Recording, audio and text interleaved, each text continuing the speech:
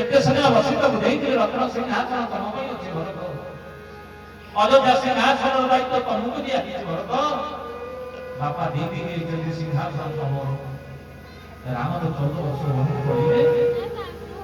एबे तो दशरथकर काम सरी गला भरत हाथ जोड़ी के ठाकुर हे महिमा आपण कहू जे अयोध्या सिंहासन मोर एटा केले संभव नहीं काहे ना मो बड़ भाई अछि राम जो सिंहासन रे मो बड़ भाई बसिला कथा जदि मनुष्य सिंहासन रे बसी थाए गुरुजी ये पृथ्वी रसातल को चली ये पृथ्वी रसातल को चली जेबो काहे की गुरुजी बसित बते भारत काहे की कथा कहउछ एठी रावण कुंभकर्ण भले योद्धा अछंती पृथ्वी रसातल को जाई एठी मूर दारुण थिले एठी हिरण्यक हिरण्यकश्यप थिले पृथ्वी रसातल को जाई नहीं भरत तमे सिंहासन में बसी रत्न सिंहासन में अयोध्या सिंहासन में बसी गले पृथ्वी रसातल को चली जीवो हां गुरुजी सही आई हम कहानी जानि ना ये पृथ्वी जानि छी रावण कुंभकर्ण असुर हिरण्यक होतो राक्षस मूर दारुण थिले असुर एमानक दर्प को वसुधरा सही नहीं पाए बसुमती सही बजरा के कथा कहलो से ऐसे करियो किंतु यदि राम और नहीं भरत अयोध्या सिंहासन में बसी गला पृथ्वी कहां ऊपर भरोसा कर रही सेदिन गुरु वशिष्ठ हाथ जोड़ी देले कहले भरत रे सेही भली शिष्य के मुंडा एही होती भरत चरित्र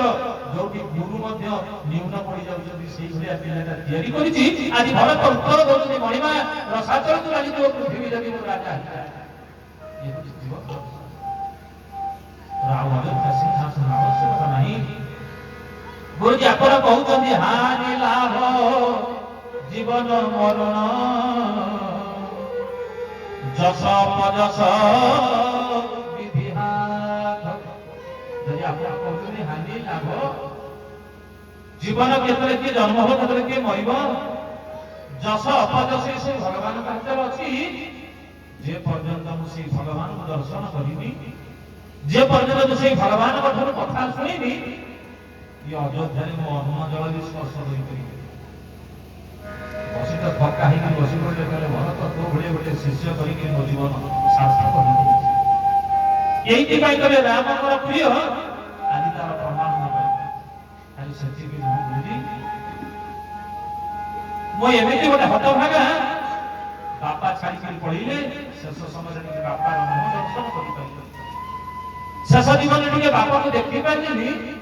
बापा जाने से तो मामू घरे फेरी आसी पहुंचली दुआर मोर ठिया है जे मो मां होई गई और गदले वंदना करी घर को पाछड़ी आनी हाथ असंख्या मथार सुंदर चली जाई